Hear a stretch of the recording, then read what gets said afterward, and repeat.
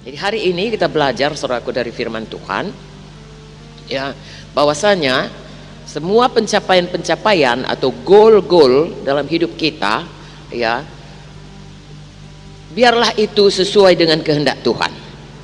Amin. Itu secara umumnya. Dan kalau itu belum sesuai kehendak Tuhan, jangan teruskan di situ.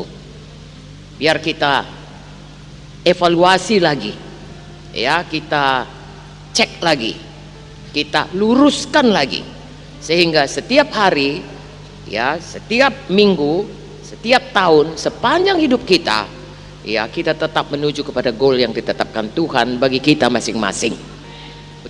Kalau Billy Graham berkata, ya, manusia ini kecuali dia kembali kepada Tuhan, karena pada waktu dia diciptakan dihembuskan Tuhan nafasnya kepadanya, jadi hidupnya itu berpusat kepada Tuhan. Kalau bukan ke situ goalnya, apapun yang dicapainya tetap ada kekosongan. Ya, banyak orang berpikir, aku kalau nanti sudah lama hidup, akhir-akhir hidupku biarlah aku hidup senang, tidak ada persoalan karena semua udah cukup, uang udah cukup, ini udah cukup. Saudaraku, sekiranya pun itu tercapai, ya, hidup tidak ada persoalan atau semua persoalan bisa, tetap aja ada kekosongan di dalam hati, tetap saja pencapaian itu tidak seperti yang dikehendaki Tuhan, sehingga jiwa kita, roh kita tetap tidak puas. Hari ini biar kita luruskan semuanya. Haleluya, saudaraku, masing-masing kita. Amin. Dan kita melihat dari firman Tuhan, bagaimana seorang yang sebenarnya dia, kalau dilihat dari dunia pun dia sudah berhasil, dan kalau dia secara rohani pun sebenarnya dia orang yang berhasil, tetapi dia meluruskan jalannya, dan dia berkata itu semuanya sampah, semuanya itu, ya, aku mau betul-betul lah mendapatkan, ya, apa yang sesungguhnya yang paling penting dalam hidupku. Saudara tentu tahu, yaitu Rasul Paulus. Ya, kita baca dalam Filipi 3, buka Alkitab kita, saudaraku. Filipi 3, 1, 2, 3. Tapi apa yang dulu merupakan keuntungan bagiku, sekarang ku anggap rugi karena Kristus. Malahan segala sesuatu ku anggap rugi karena pengenalan akan Kristus Yesus Tuhanku, lebih mulia daripada semuanya. Oleh karena dialah aku telah melepaskan semuanya itu dan menganggapnya sampah, supaya aku memperoleh Kristus, bukan dengan kebenaranku sendiri karena mentaati hukum Taurat, melainkan dengan kebenaran karena kepercayaan kepada Kristus, yaitu kebenaran yang Allah anugerahkan berdasarkan kepercayaan. Yang ku kehendaki ialah mengenal Dia dan kuasa kebangkitannya dan persekutuan dalam penderitaannya, di mana aku menjadi serupa dengan Dia dalam kematiannya, supaya aku akhirnya beroleh kebangkitan dari antara orang mati. Bukan seolah-olah aku telah memperoleh hal ini atau telah sempurna, melainkan aku mengejarnya.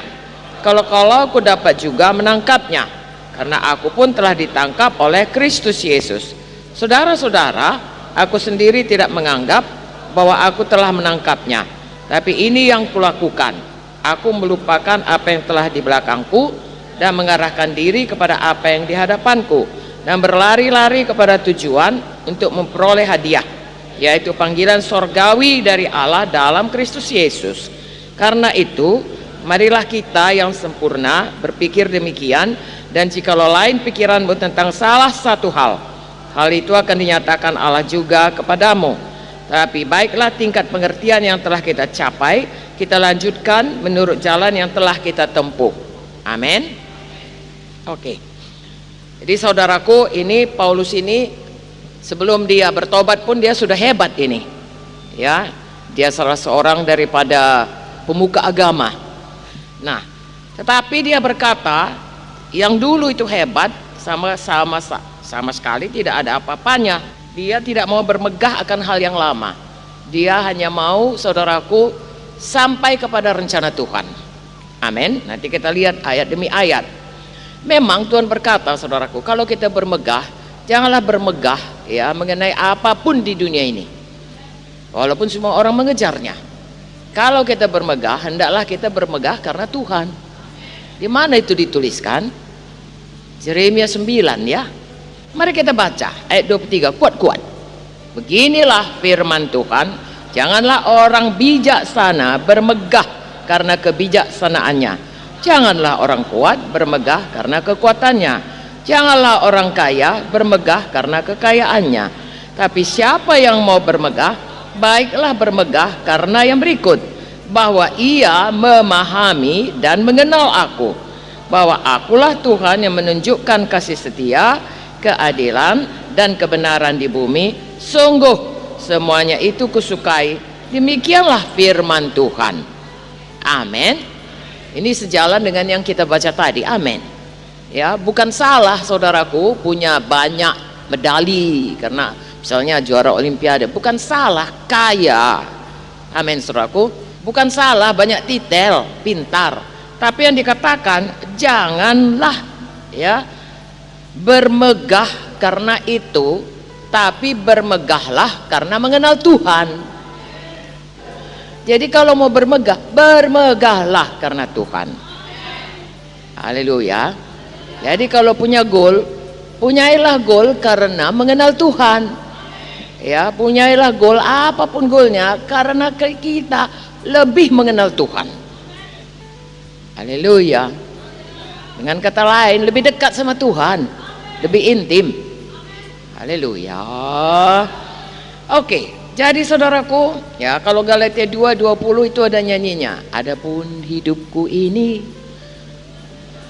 bukannya aku lagi, melainkan Kristus dalamku, dan sekarang yang kuhidupi sekarang ini adalah hidup demi iman akan Tuhan Yesus yang sudah mati ya bagi kita dan menyerahkan nyawanya bagi kita, yang mengasihi kita. Amin.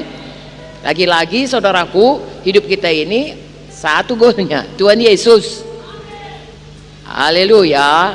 Jadi kalau ada yang menarik-narik saudaraku, balik lagi lah. Siapa goal kita? Tuhan Yesus. Kenal Yesus lebih dalam. Amin.